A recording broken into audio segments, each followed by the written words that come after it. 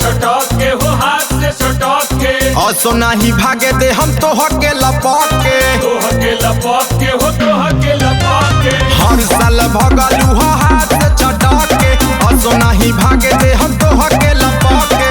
रंगवा लगाई तोरा दुनो गोरे गाल पे रंगवा लगाई तोरा दुनो गोरे गाल पे भौजी नचाई तो के हुरुका के ताल पे भौजी नचाई तो के हुरुका के ताल पे भौजी नचाई तो के हुरुका के ताल पे भौजी नचाई तो के हुरुका के ताल पे बोली है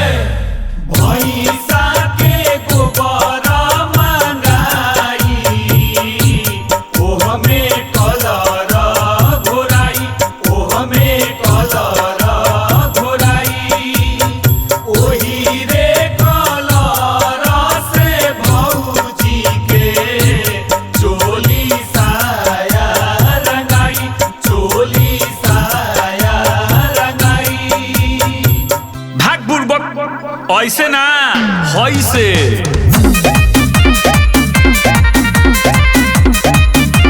होली है देवरों से रंग लगावाल न हो लगवाल न हो लगवाल न हो कह तू बोला के बुआ खाल न हो खाल न हो कुआ खाल न हो ए देवरों से रंग लगावाल न हो कह तू बोला के बुआ खाल न हो सबके मुआई दे बुला के यही चाल पे सबके मुआई दे बुला के यही चाल पे भौजी नचाई तो के हुरुका के ताल पे भौजी नचाई तो के हुरुका के ताल पे भौजी नचाई तो के हुरुका के ताल पे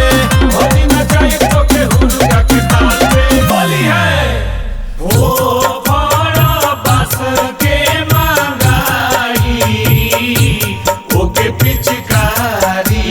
बनाई ओके पिचकारी बनाई ओही पिचकारी के परे सर से रंग भीतरी ले जाई रंग भीतरी ले जाई। अब फिर वही पर आ गइल सर चुप कर सर होली है अब की के कर जानी माना हो माना हो भौजी माना हो काहे तू करेलू बच्चा पाना हो बचपाना हो बचपाना हो अब की के कर